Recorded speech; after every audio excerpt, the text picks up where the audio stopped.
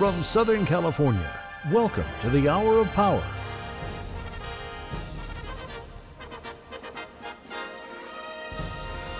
This week, Pastor Bobby welcomes Vivian Churness, whose 3-year-old son was abducted and went missing for 13 years.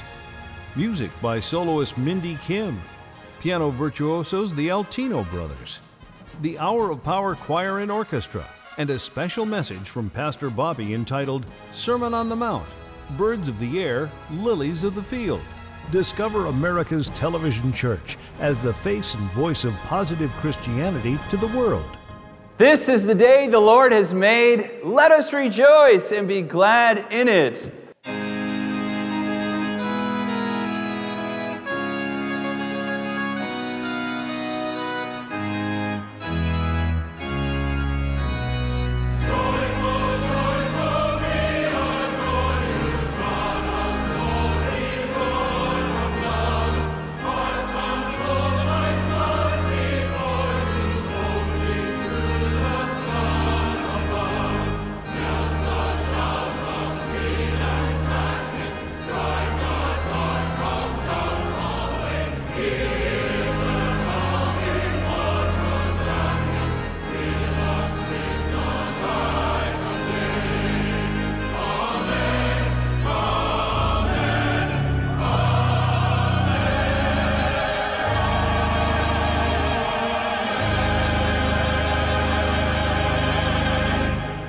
It's the middle of the winter and it's 76 degrees outside.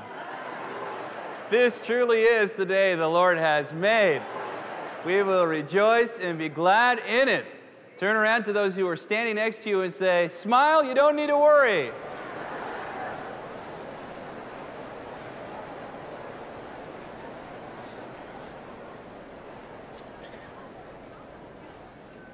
And that's, of course, what we'll be talking about today. And, of course, it's true. You don't need to worry. Today is a day that we can smile because we live in the kingdom of God. Let's pray. Lord, we're so grateful that we live in a spiritual reality that affects the material world around us. And that reality is controlled by you. And so we trust you, God, and we live in your reality, and we live for you. Thank you for everything you've given us today. We really are grateful. Lord, it's in Jesus' name we pray. Amen.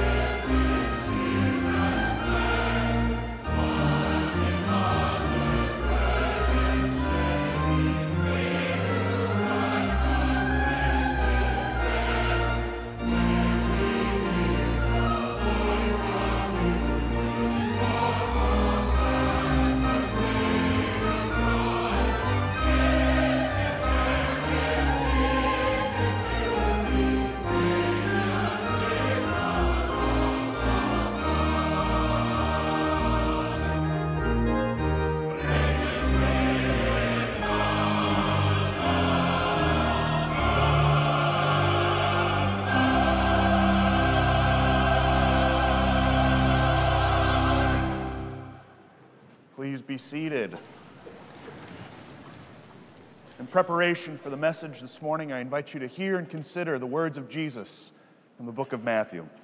Therefore, I tell you, do not worry about your life, what you will eat or what you will drink, or about your body or what you will wear. Is not life more than food and the body more than clothes? Look at the birds of the air. They do not sow or reap or store away in barns, and yet your heavenly Father feeds them. Are you not much more valuable than they? Can any one of you, by worrying, add a single hour to your life? And why do you worry about your clothes? See the flowers of the field. See how they grow. They do not labor. They do not spin.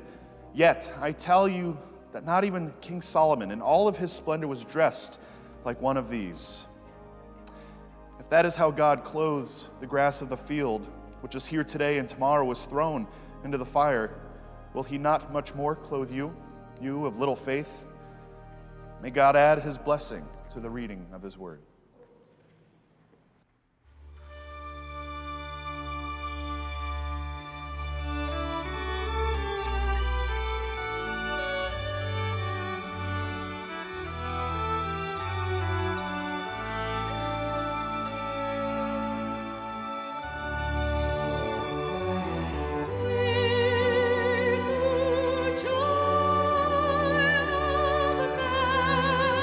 Jesus.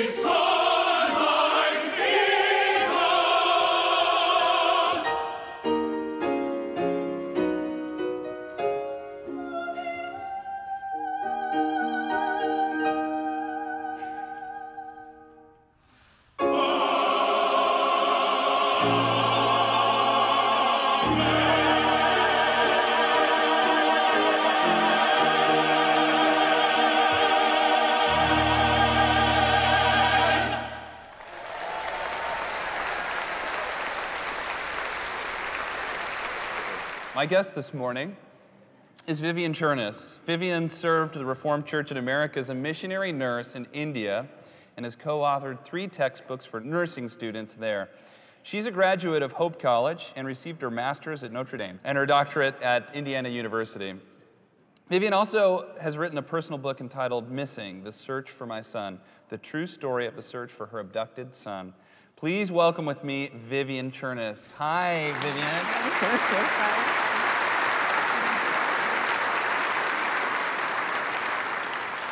Now, one interesting thing, you know, in your affiliation with the RCA and some other things, you actually went to my granddad's church when he was a young pastor in Ivanhoe, Illinois. Yeah, almost right. I was a member of the Reformed Church in America at Bethel Reformed Church in Harvey. And I was 15 years old, and he was pastor of Ivanhoe Reformed Church, a very small church, his first church after seminary. And he would have been like in his, what, late 20s, early 30s? Probably late 20s. Very and good looking. People loved, very good looking, yes. Whoa! The teenage girls noticed that, sort of had a crush on him. But yeah. Anyway, now I'm losing my train of thought here. Yeah. Where was I? Anyway, he was guest pastor at our church. Our pastor was on vacation.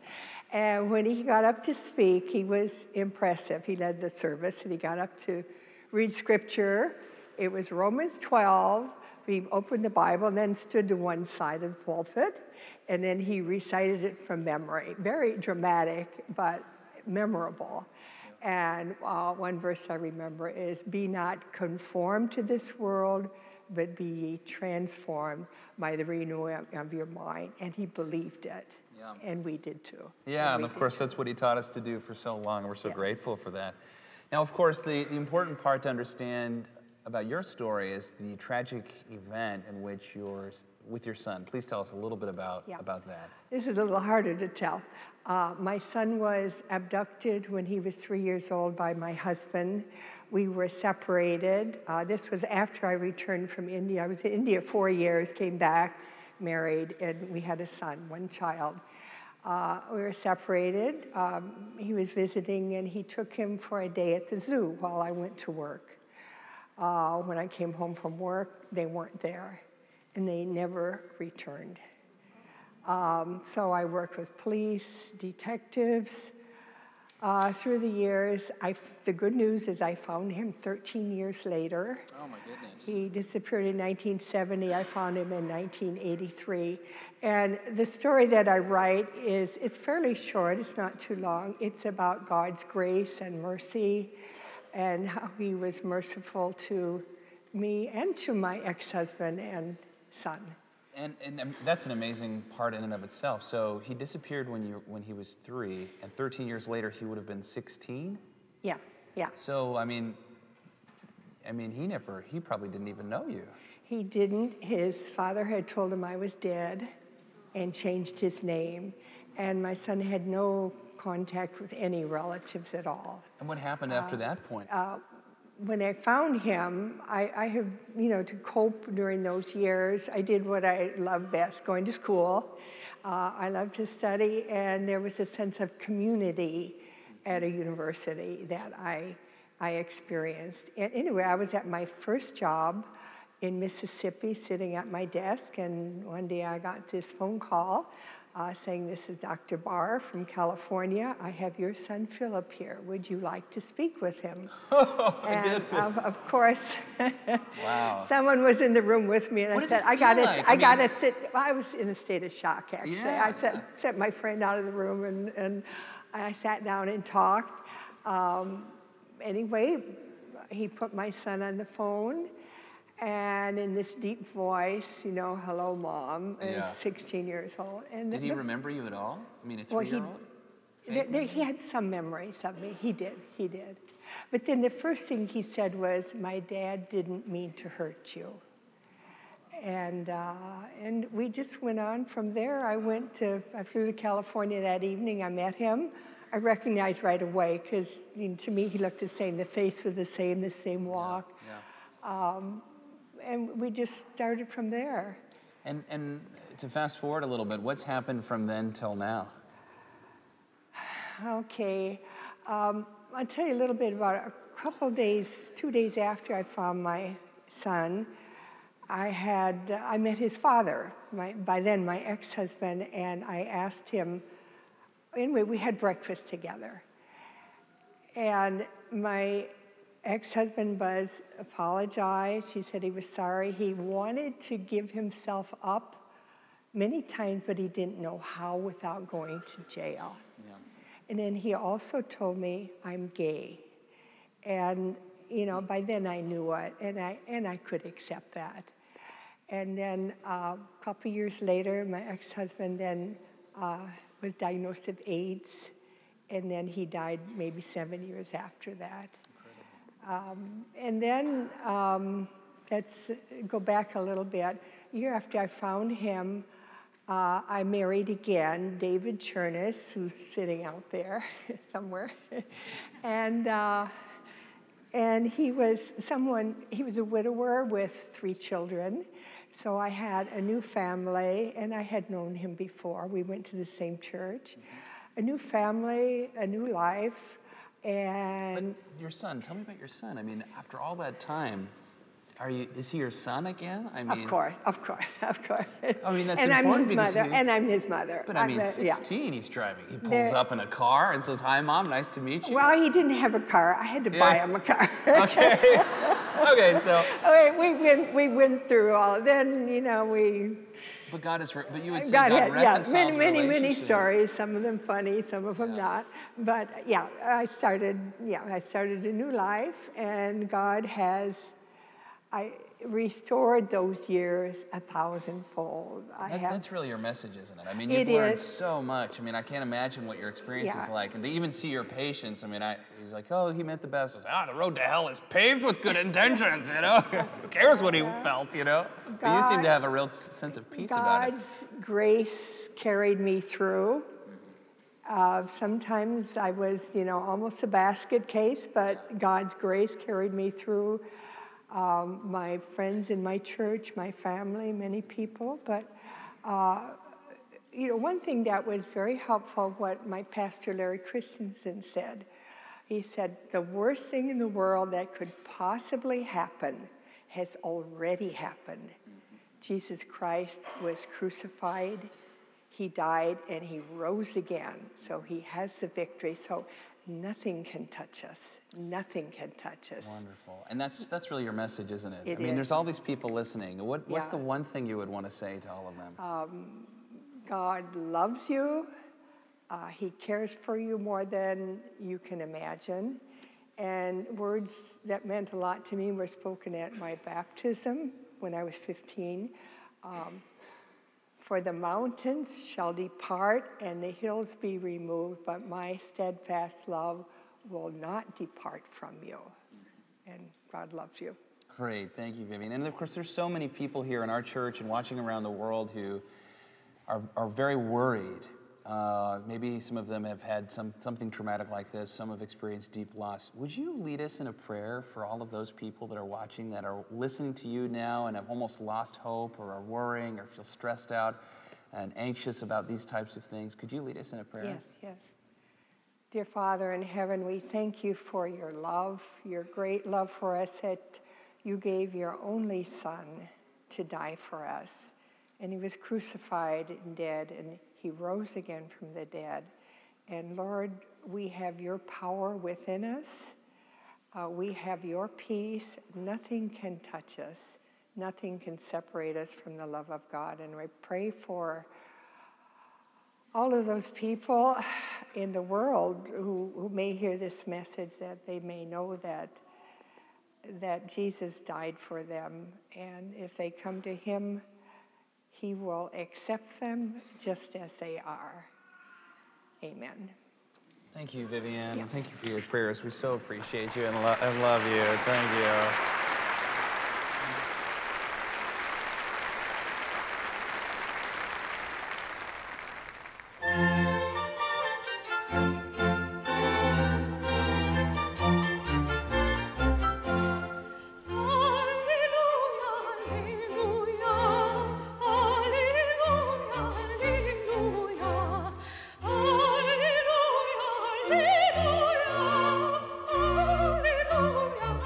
Alleluia, alleluia.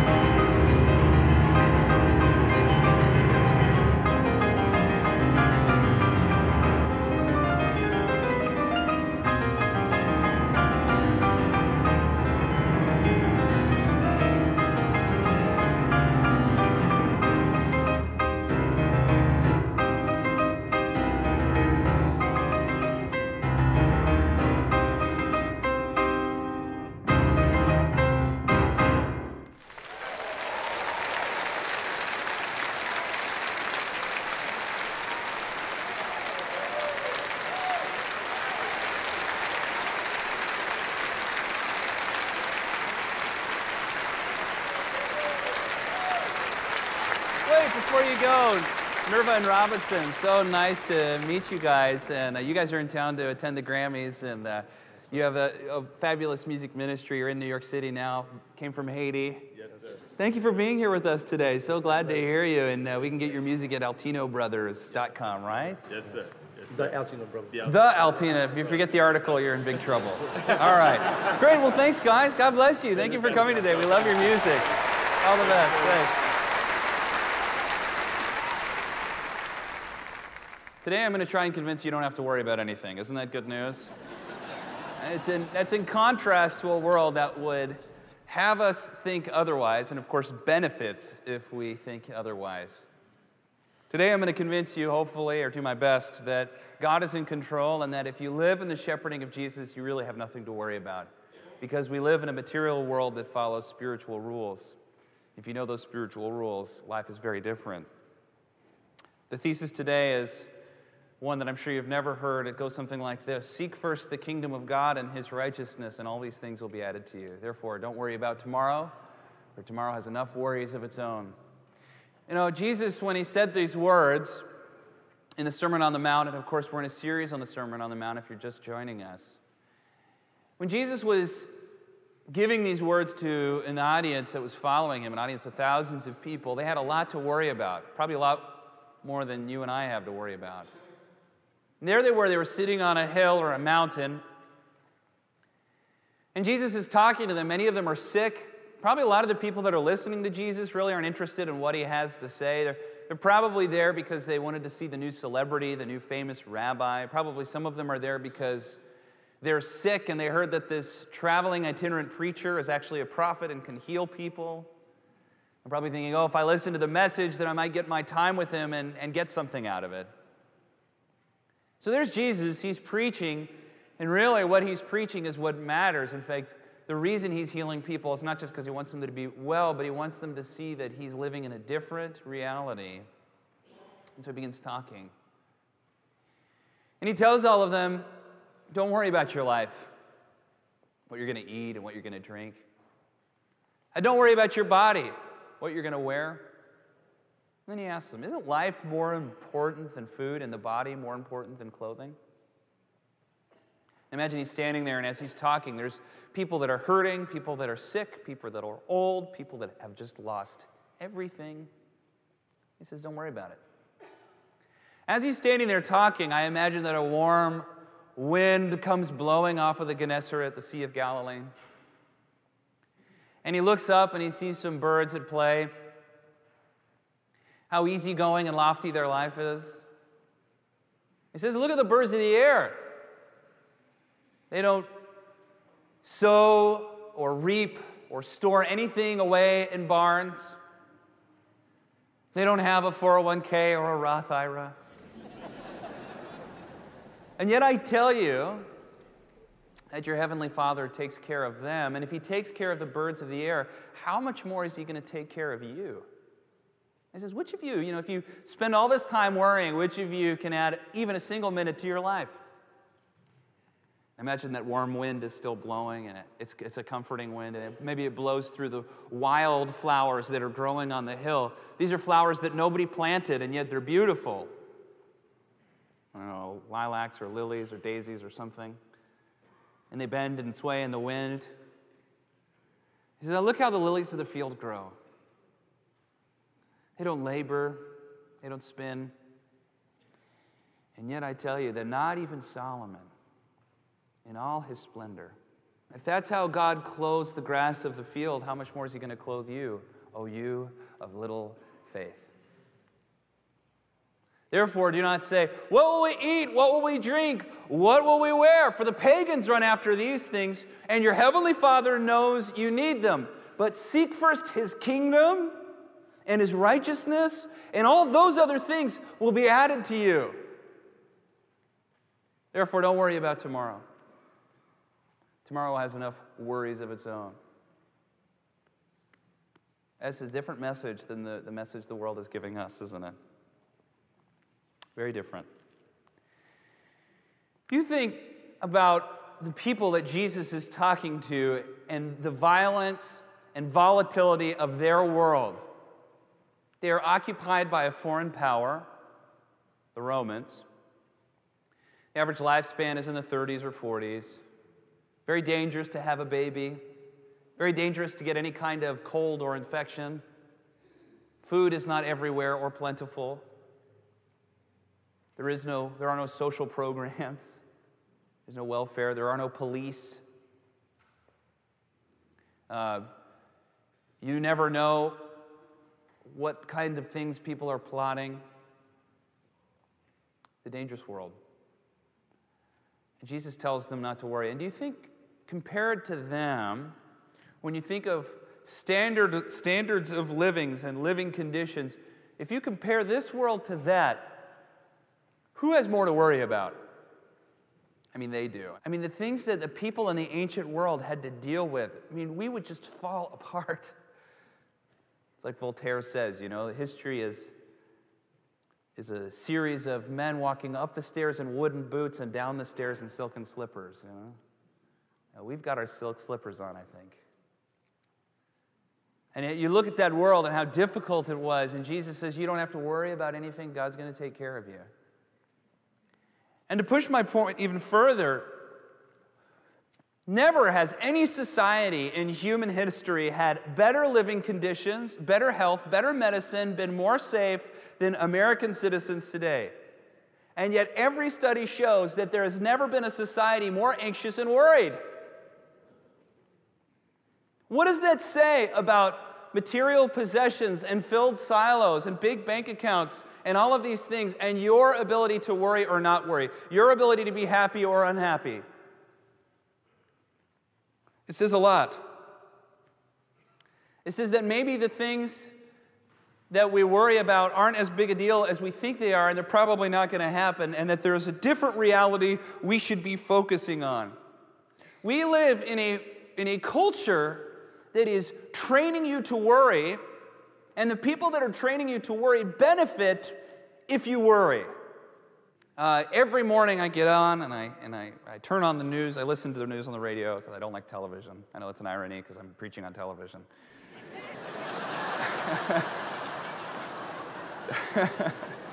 I watch Hour of Power on the internet, believe it or not.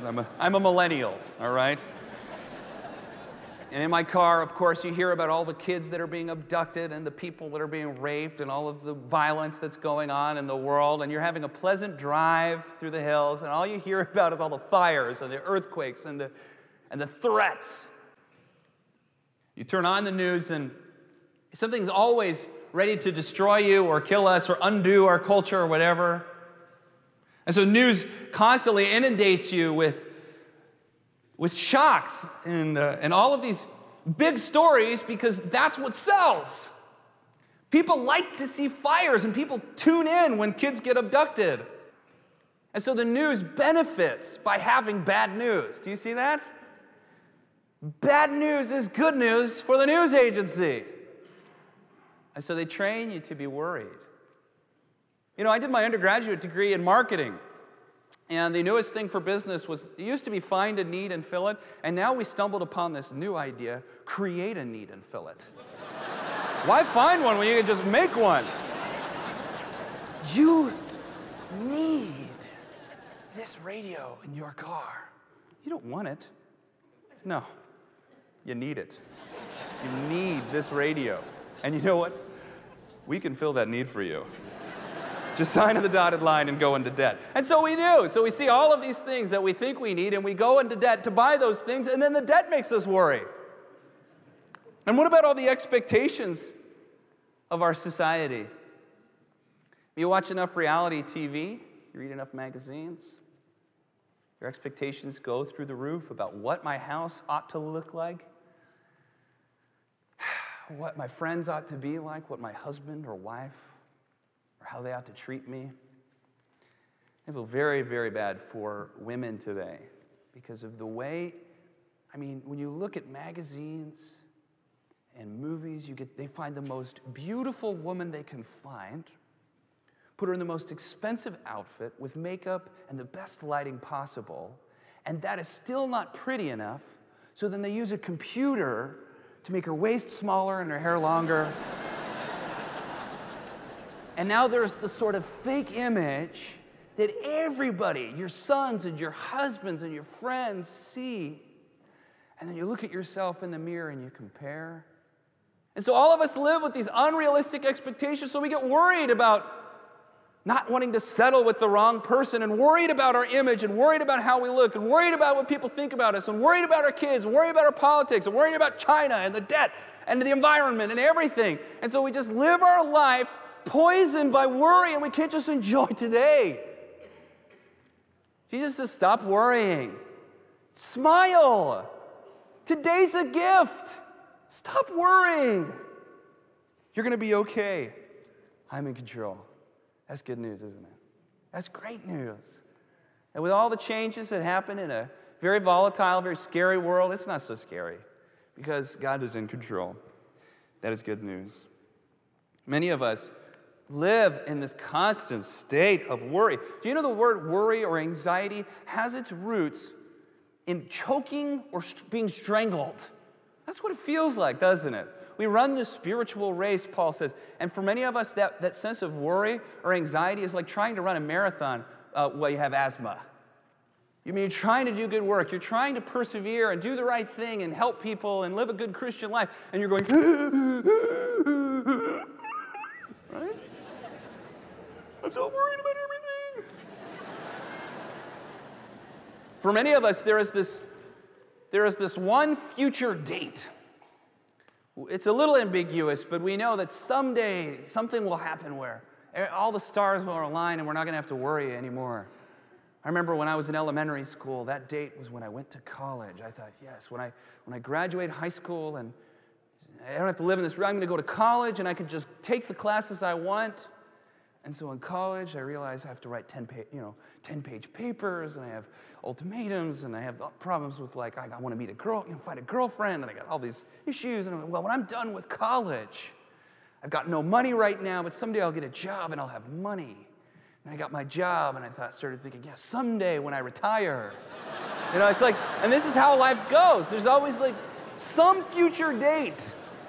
And of course, all of you who are retired, you don't worry about anything, do you, once you retire? Nothing to worry about. Perfect health, everything's okay. Yeah, right. You're always going to have something to worry about. And if you're looking for something to worry about, trust me, you will find it. Stop looking for things to worry about. And I know what many of you are thinking. If you're on the Myers-Briggs and you're a J, I'm a P, by the way, so it's easy for me to give this message. I'm a P on the Myers-Briggs, which means I'm okay with things being a little aloof. And I know you want to come up here and you want to shake me and say, Bobby, I'm trying to be responsible. Nobody is responsible. I'm always the one that has to be responsible, the realist. I have a feeling that you couldn't be irresponsible even if you tried, for the person that says that. You can be responsible. Doesn't mean you have to worry. You can do the next right thing. Doesn't mean you need to be anxious. You can be responsible. You can do the next right thing. You can be organized and never worry a day in your life. Isn't that good news? Because there's nothing you can do worried that you can't do better with peace of mind. And I'm thankful for the Lord for that. Smile. You don't need to worry. Instead, Jesus teaches us, seek first his kingdom and his righteousness, and all that other stuff is going to be taken care of. That is a good news and promise that we can stand on. We live in a world that follows spiritual rules that are unseen by many people. I remember when in the 1990s, which is like the greatest decade ever, there was this cool thing called a stereograph. A stereograph was an image in which there was an image within an image. Think of it as, I think they called it the 3D images, and it just looked like a bizarre computer color mismatch. They're easy to find. In fact, I have one. I'll put it on my Facebook. It's my favorite one. So when this airs, and it'll be 2 weeks for us. When this airs, go on my Facebook. You can see this stereograph image, and it's basically just an image, and there's thousands, millions of them, and it just looks weird. It's just like all sorts of jagged shapes and mismatch, and what is this image? And what happens is if you look, do you guys know what I'm talking about, by the way, when I talk about a stereograph? I wish I had an example. I forgot to leave it. It's at home. Dang it. Anyway, It's this image that you look at, and if you're able to look through the image, some people are able to do it by crossing their eyes, a 3D image appears. It's really interesting how it happens too. Many people can't do it. And some people have tried for months and months. They'll stare at the same thing, try all sorts of things. It took me weeks before I could see the image within the stereograph. And what's weird is it almost unpackages itself like a dream or something. It's weird. You see something all of a sudden with some dimension. And the key is to look through the image, not at the image. If you look at the image, you can't see it. It's like you have to look past it like it's not there. And as you look through the image, an image starts to take shape. The one I have is an image of a cross, Jesus on a cross, but you don't know what it is at first. It's like what is that? And then you see the cross. And then as you look at it longer, it almost starts to take even more shape. And then there's the soldier with the spear. I go, wow, I didn't even see that. And I keep staring longer, then all of a sudden, deeper back, you see the other two crosses and a hill. And that is very much what the kingdom of God is like. Many of us, we look right at the image, and we have no idea what's actually there. A disciple is someone who is able to see through the image and see that there's something three-dimensional there that has real value and meaning, something very beautiful. But it takes a different kind of looking. And when you can see the world in that way, you realize this is real. I don't have to worry about a thing. What good news that is. Great news. And so, I remember actually when I was in college, there was this kid, Dennis, and he was brilliant. There's another optical illusion. I don't know if you've ever seen it, but it's like two faces looking at each other and a vase. You either see a vase or two faces. You look back and forth. He couldn't see the vase. He could only see the two vases. And what was bizarre is this was probably the smartest guy I'd ever met. He was an engineering student. He could solve incredible problems. His IQ was off the charts. He was brilliant. And when he looked at this very simple image that, he couldn't see the vase. All he could see was the two faces looking at each other, and it really bothered him. That's what the spiritual world is like. Some people, in all their brilliance, they can't see the most simple thing. It's like Jesus. He stops and spontaneously says, filled with joy in the Holy Spirit, spontaneously prays and says, I praise you, Father, Lord in heaven and earth, for you have not revealed these things to the wise and learned, but to little children, and it pleased you to do so. That's what the kingdom of God is. The kingdom of God is a spiritual reality that's underneath the material world. And it's a world that is ruled and covered by God.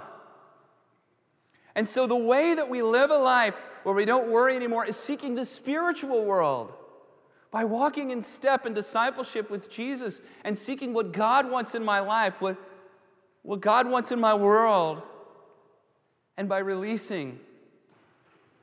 If you're a worrisome person, it's coming from a place of pride and a need to control. You need to let go of that. Let go of that and trust the Lord. Trust the Lord. You don't have to worry about tomorrow. You don't have to worry about all your problems. You don't have to worry about your kids or your parents or your spouse, or you don't have to worry about the government. You don't have to worry about the environment. You don't have to worry about money. You don't have to worry about all the things that are actually really important. You can stop worrying right now because God's in control. And yes, be responsible, do the right thing, vote for your party, be a patron, be a good person, but stop worrying. Stop worrying. Because there is a spiritual reality in which God is in control. You can smile. You can enjoy the weather today. It's going to be a nice one. You can enjoy your friends, and you can stop worrying. You don't have to be the worrywart. All your friends, when you're the worrier, they want you to stop worrying. Trust me, they don't need you to be responsible anymore. You can release that too. Everybody is alive for a reason. Everybody. Everybody is alive for a reason. But many people will miss that reason because they are worried. Let's pray. Yes, Lord. This is your world, Father. We live in your world and we are in your safety. Nothing can harm us. And yes, Lord, you care about this world and want to fix it. You care about the government and you care about the environment. You care about marriage. You care about legislation. You care about churches. You care about news. You care about hurting children. You care about people that are starving. You care about all of these things. We do too. Thank you that we don't have to worry about them, but that we can act in a life of faith, trusting you in an unworried way, seeking your purpose, not our purpose, seeking your dreams, not our dreams, seeking your kingdom, not our kingdom.